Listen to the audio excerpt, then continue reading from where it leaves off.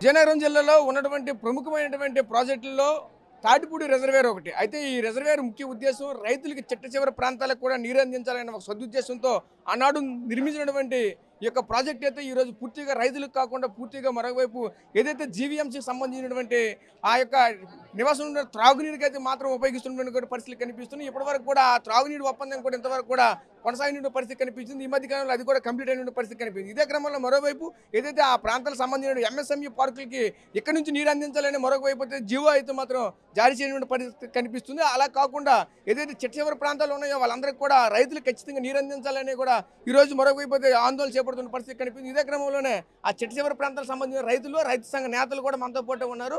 వాళ్ళతో మాట్లాడి మరిన్ని వివరాలు తెలుసుకునే ప్రయత్నం చేద్దాం. చెప్పండి, ప్రధానంగా ఏం జరుగుతుంది అంటే అక్కడ జిందాల్ కంపెనీకి ఎక్కువగా వాటర్ ఇస్తున్నారా, లేదంటే చివరి ప్రాంతాల వాళ్ళకి కూడా ఎందుకు వాటర్ అందట్లేదు? మరొక వైపు చూసుకుంటే ఈరోజు జీవీఎంసీ కూడా వాటర్ ఒప్పందం కూడా రద్దయిందని కూడా చెప్పుకొస్తున్న పరిస్థితి కనిపిస్తుంది. అసలు ఏం జరుగుతుంది? ఇది తాటిపూడి రిజర్వాయర్ నుంచి సుమారు ఆదరాయిడిగా 15,000 ఎకరాలు నీళ్ళు ఇవ్వడానికి, అలాగే విశాఖ తాగునీరుకి దాన్ని ఇప్పటివరకు గతం నుంచి కొనసాగుతుంది. అట్లాంటిది ఈ కాలంలో జీవీఎంసీ వాళ్ళు తాగునీరు పేరుతో తీసుకెళ్ళి 9 పరిశ్రమలకు ఇప్పటికే సమాచార చట్టం సేకరించాం. దాన్ని ఇప్పుడు సుమారు 40 కోట్ల రూపాయలకి అమ్ముకుంటున్నారు పరిశ్రమలకి. అంతేకాకుండా ఈరోజు మళ్ళీ తాటిపూడి నుంచి జిందాల్ భూముల్లోకి చిన్న పరిశ్రమలు పెడతారు. దానికి నీరు ఇవ్వడం కోసం జీవో 14 పేరుతో ఈరోజు గత 2003లో తీసుకొచ్చారు. ఇప్పుడు అది మళ్ళీ దాని ద్వారా ఇవ్వడం కోసం ఇప్పుడు ప్రయత్నం చేస్తున్నారు. ఇది చేస్తే ఇంకా గతంలోనే నీళ్ళు లేక పంట చివరి ఆయకట్లకి పంటగా ఎండిపోయి నష్టపోతున్నారు. ఒక సంవత్సరం అయితే పూర్తిగా తాటిపూడి ఆయకట్టు మొత్తం ఎండిపోయింది. ఈ పరిస్థితుల్లో ఈ విధంగా జిందాల్కి నీరు ఇస్తామంటే మొత్తం రైతాంగం చాలా అన్యాయం జరుగుతుంది. అందుకోసం వెంటనే ఏదైతే జీవీఎంసీకి దాంట్లో ఇస్తామో 14 జీవో రద్దు చేయాలా. అలాగే రైతులు కోర్టులో వేస్తే నీటి పంపిణీలో ఇబ్బందులు జరుగుతున్నాయని దానికి జీవీఎంసీ వారు, ఇరిగేషన్ వారు లోక్ అదాలత్లో అవార్డు ప్రకటించారు. ఆ అవార్డు ద్వారా చివరి ఆయకట్టు వరకు సిమెంట్ లైనింగ్ చేసి నీరు దానికి ప్రాజెక్టుకి సంబంధించి అన్ని ఇవ్వాలని చేస్తామని ఒప్పుకొని ఈ రోజు వరకు ఆ అవార్డుని అమలు చేయలేదు.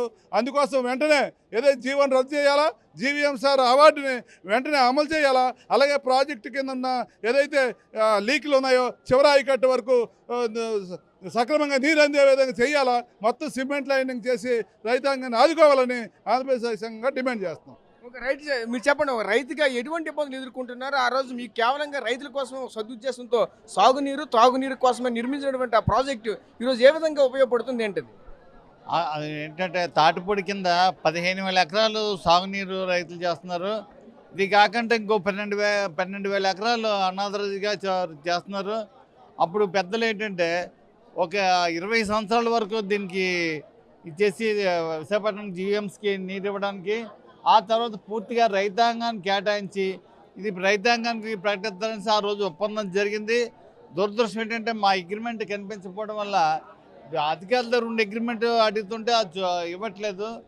అప్పుడు ఫ్రీ లిటిగేషన్ కోర్టులో కేసు వేయగా అక్కడ ఏంటంటే డ్యామ్లోని సిల్ తీయడానికి ఒప్పుకున్నారు జీవీఎంసీ అధికారులు, ఇరిగేషన్ అధికారులు. కానీ డ్యామ్లో సిల్ ఎస్టిమేట్ వేయట్లేదు. రెండోది ఏంటంటే అక్కడ చివరాయకట్టు లైనింగ్ చేస్తారని ఒప్పుకున్నారు, అది కూడా చేయట్లేదు. కనీసం 4 లస్కర్లు 4 నెలలు, సంవత్సరానికి 4 నెలలు వేయండి బాబు. 4 లస్కర్లు వేస్తే ఇక్కడ రైతాంగం ఈ వర్షాల్లోని, దీంట్లోని, చీకట్లోని, జల్లోని చివరాయకట్టు నీరు రావట్లేదు. మీరు లస్కర్లు వేయమంటే లస్కర్లు కూడా వేయట్లేదు. వాళ్ళు ఇచ్చే డబ్బులు ఏం చేస్తున్నారో, ఏం ఎస్టిమేట్లు వేసుకున్నారో, ఎంత డ్రా చేసుకున్నారో మాకు ఇంతవరకు తెలియట్లేదు. అది అడిగినా చెప్పట్లేదు. కనుక తక్షణమే ఈ జిందాల్కి ఇస్తున్న జీవో నెంబర్ 14 దాన్ని వెంటనే రద్దుపరిచి అటువంటి ఆలోచన పూర్తిగా విరమించుకుంటూ కోరుతున్నాం. లేని వల్ల మేము విశాఖపట్నం జీఎంసీకి ఇస్తున్న సాగునీరుని కూడా ఆపే ప్రశ్న వస్తుంది. ఎందుకంటే మా మనుగడ దెబ్బతిన్నప్పుడు వాళ్ళకి ఇవ్వాల్సిన టైం అయిపోయిన తర్వాత కూడా ఈ నీరు కొనసాగించడం, ఇలా పక్కనే 9 కంపెనీలకి వెళ్ళి అమ్ముకోవడం, రైతాంగాన్ని పూర్తిగా దెబ్బతీసడం కూడా ఇది కరెక్ట్ కాదు. అలాగే ఇప్పుడు ఏదైతే జిందాల్ ఉందో కలకట్టాలోని సింధూర్ ఫ్యాక్టరీ ఏటైంది? 2013 భూసేకరణ చట్టం చెల్లదు. అది 5 ఏళ్ళు కట్టలేప్పుడు కాబట్టి అది రద్దుపరిచి మళ్ళీ రైతాంగానికి భూములు వెళ్ళిపోతాయి. సేమ్ ఇదే జిందాల్ భూములు కూడా మళ్ళీ రైతాంగానికి కిందకి వెళ్తుంది. ఎందుకంటే 2013 భూసేకరణ చట్ట ప్రకారం 5 ఏళ్ళలో ఎప్పుడైతే కంప్లీట్ అవ్వలేదో ఆటోమేటిక్గా వెంటనే రైతుకి వెళ్ళిపోద్దని క్లియర్గా చట్టంలోనే ఉంది. అది తెలుసుకోవాలని మేము పెద్దలు కోరుతున్నాం. తాటిపూడి ప్రాజెక్ట్ ఏదైతే ఉందో ఫస్ట్ తాగునీరు, తర్వాత సాగు కోసం ఉద్దేశించిన ప్రాజెక్ట్ అది. ఇప్పుడు తాజాగా జిందాల్ పేరిట ఎంఎస్ఎంఈ పరిశ్రమల కోసం పరిశ్రమలకు మళ్లించడానికి ప్రభుత్వం గతంలో జీవో ఇచ్చింది. ఆ సమస్యని గత ముఖ్యమంత్రి జగన్మోహన్ రెడ్డి గారి దృష్టికి తీసుకెళ్తే ఈ ప్రాంత ప్రజాప్రతినిధులు బొత్స సత్యబాబు గారు కానీ అప్పుడున్న స్థానిక ఎమ్మెల్యేలు చెప్తే దాన్ని రద్దు చేసి ఆఫ్ చేశారు.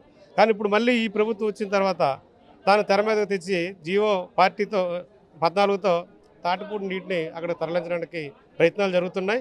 ఇదే జరిగితే తాటిపూడి ఆయకట్టు కింద ఉన్న పొలాలు కానీ ఎండిపోవడం ఖాయం. అదే జరిగితే ఈ ప్రాంత రైతాంగం మలమల మాడి జీవనాధారం కోల్పోతారు. కాబట్టి ప్రాజెక్టుల కోసం ఇతర సోర్స్ని ఏదైతే ఉత్తరాంధ్ర సుజల సవంతి కానీ ఆ పోలవరం త్వరితగతిన కంప్లీట్ చేసి పరిశ్రమలకు ఆ రకంగా నీరించుకొని పూర్తిగా తాటిపూడిని ఇక్కడ సాగుకే కేటాయించాలని ఈ ప్రాంతవాసులుగా మేము డిమాండ్ చేస్తున్నాం. మీరు చెప్పండి, ఆ ఆయకట్టుకు సంబంధించిన ఒక రైతుగా ఎటువంటి ఇబ్బందులు ఎదుర్కొంటున్నారు? ప్రస్తుతం చూసుకుంటే జీవీఎంసీకి అయితే తాగునీరు కింద ప్రస్తుతం వెళ్తుంది. ఇదే క్రమంలో మరోవైపు జీవో నెంబర్ 14 తీసుకొని వచ్చి ఇక ఏదో ఎంఎస్ఎంఈ కంపెనీలు కూడా ఇవ్వాలని చూస్తున్నటువంటి ప్రభుత్వాన్ని ఏ విధంగా అడ్డుకుంటారు, ఏం చేస్తారు, ఏంటి? ఆనాడు మా పెద్దలు అనేక త్యాగాలు చేసి సుమారు 2 ఎకరాలు ఉన్న రైతు 1 ఎకరం తాటిపూడి రిజర్వాయర్ నిర్మాణం కోసం భూమి పోతే ఉన్న ఎకరమైనా ఆ సాగునీరు వస్తుంది, సమృద్ధిగా పండుతుందన్న ఆశతో మన సగం జీవితాల్ని త్యాగం చేసినటువంటి ప్రాజెక్ట్ అది. సుమారు 4000 ఎకరాలు రైతులు మరి కోల్పోయి ఆ ప్రాజెక్టు కోసం మరి నామమాత్ర డబ్బులకే అప్పుడు ఇచ్చున్నారు. ఉన్నపాటి భూమిని మేము ఏదో సాగు చేసుకొని బతుకుతున్న పరిస్థితుల్లో మరి ప్రభుత్వం వారు ఇటీవల తీసుకున్నటువంటి జీవో నెంబర్ 14 గత ప్రభుత్వం తీసుకుంటే దాంట్లో అదనంగా ఇప్పుడున్న వాటికి అదనంగా తాగునీరు మళ్ళా ఎంఎస్ఎం పార్క్ పేరిట పరిశ్రమలకు ఇవ్వడానికి ఆ జీవోలో పొందుపరిచి ఉన్నారు. అప్పట్లో ఉన్న ప్రభుత్వాన్ని నివేదిస్తే వాళ్ళు సరే రైతుల ఇబ్బందిని దృష్ట్యా మరి దాని శంకుస్థాపన వాయిదా వేసుకొని ఆల్టర్నేటివ్ అరేంజ్మెంట్ చూడమని గతంలో ముఖ్యమంత్రి గారు చెప్తున్నారు. అదే మళ్ళీ ఈ ప్రభుత్వం వచ్చిన తర్వాత మరలా జీవో నెంబర్ 14 తీసుకొచ్చి ఎంఎస్ఎం పార్కుల్లో మరి అభివృద్ధి చేయడానికి ప్రయత్నం చేస్తున్నారు. మా రిక్వెస్ట్, మా విన్నపం అంతా కూడా రైతుల తరపున ప్రభుత్వాలు, అయ్యా మేము పరిశ్రమలకు వ్యతిరేకం కాదు, అభివృద్ధికి వ్యతిరేకం కాదు. మా బాధల్లా మా తాలకు ఉన్న 1-2 ఎకరాల పంటకి నవంబర్ నెలకు వచ్చేసరికి వర్షాధార పరిస్థితుల్లో, వర్షాభావ పరిస్థితుల్లో ఆఖరి తడి లేక పంటలు చేతికొచ్చినవి పోయే పరిస్థితి మేము ఎదుర్కొంటున్నాం.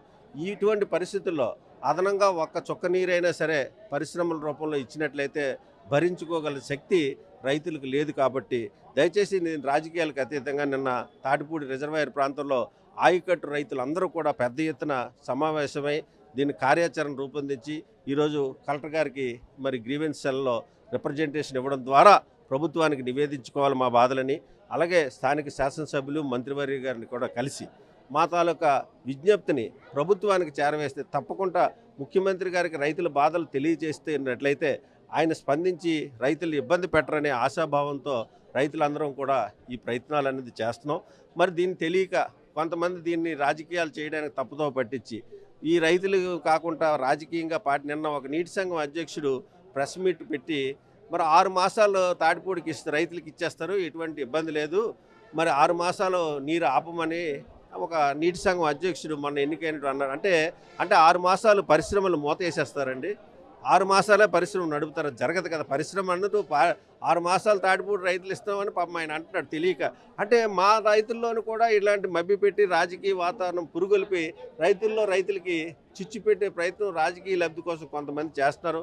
మేము నిస్వార్థంగా రాజకీయాలకు అతీతంగా కేవలం రైతుల సంక్షేమం దృష్టిలో పెట్టుకుని తాటిపూడి హక్కులు మా పెద్దలు గురిపూడి బుచ్చప్పారావు గారు ఆశయ సాధనతో ఏదైతే పెద్ద ఆశయంతో దాదాపు 15,300 ఎకరాల రైతులు సాగు చేసుకున్నటువంటి ఈ ప్రాజెక్ట్ని మరి రైతుల కోసమే ఉపయోగపడాలి. ఎందుకంటే త్రాగునీరుకి మేము ఇస్తున్నాం, తాగునీరుకి అదర్ ఆల్టర్నేట్స్ ద్వారా విశాఖపట్నానికి ఇప్పుడే మేఘాద్రిగడ్డ ద్వారా, రైవాడ ద్వారా, అలాగే ఏలేరు కాల ద్వారా, ఇప్పుడు రాబోయే పోలవరం ద్వారా విశాఖపట్నానికి సాగునీరు సమృద్ధిగా అవకాశాలు ఉన్నాయి. కాబట్టి మరి మా నీటిని మరి పరిశ్రమలకు అమ్ముకోవడం మానేసి సాగునీరు ప్రాజెక్టుగా దీన్ని ప్రకటించాలని రైతులందరం కూడా కోరుకుంటున్నాం. Thank you. చూసాం కదా, ఒకటే చెప్పుకొస్తున్న పరిస్థితులు అయితే కనిపిస్తున్నాయి. ముఖ్యంగా చూసుకుంటే ఏదైతే ఈ ప్రాజెక్ట్ ఇది కేవలంగా తాగునీరు సాగునీరు కోసం మాత్రమే కట్టినటువంటి ప్రాజెక్ట్ని ఈరోజు ఇండస్ట్రియల్ వైపు అయితే మాత్రం మళ్లించడం అయితే మేమైతే సహించలేమంటూ మరొక చెప్పుకొస్తున్న పరిస్థితి కనిపిస్తుంది. కనీసం సంవత్సరంలో ఒక్క సీజన్ కానీ సరే మాకు ఖచ్చితంగా ఈ సాగునీరుకి అయితే మాత్రం ప్రభుత్వం అయితే మాకు అందించాలని చెప్పుకొస్తున్న పరిస్థితి కనిపిస్తుంది. ముఖ్యంగా చూసుకుంటే కూటమి ప్రభుత్వం అంటేనే రైతు పక్షపాతిగా చెప్పుకున్నటువంటి ప్రభుత్వం ఈ రోజు ఈ విధంగా చేస్తే ఎలా అంటూ మరొక వైపు అయితే ఇక్కడ ఉన్నటువంటి రైతు సంఘ నాయకులతో పాటు రైతులు కూడా ఆరోపిస్తున్నటువంటి పరిస్థితులు కూడా కనిపిస్తున్నాయి. ముఖ్యంగా చూసుకుంటే మేమైతే రాజకీయాలకు అతీతంగా అయితే మాత్రం మేమైతే అడుగుతున్నాము. ఖచ్చితంగా మా పైన ఒక శ్రద్ధ పెట్టి దృష్టి పెట్టి జిల్లా మంత్రిగా ఉన్నటువంటి కొండపల్లి శ్రీనివాసరావును కూడా మరొక వైపు అయితే వేడుకుంటున్నటువంటి పరిస్థితులు కనిపిస్తున్నాయి. ప్రస్తుతం ఇది విజయనగరంలో తాజా పరిస్థితి. కెమెరా పర్సన్ నాయుడుతో రాజేష్, RTV, విజయనగరం నుంచి. ఇండియా పాకిస్తాన్ తాజా అప్డేట్స్ కోసం డౌన్లోడ్ చేసుకోండి RTV లైవ్ యాప్.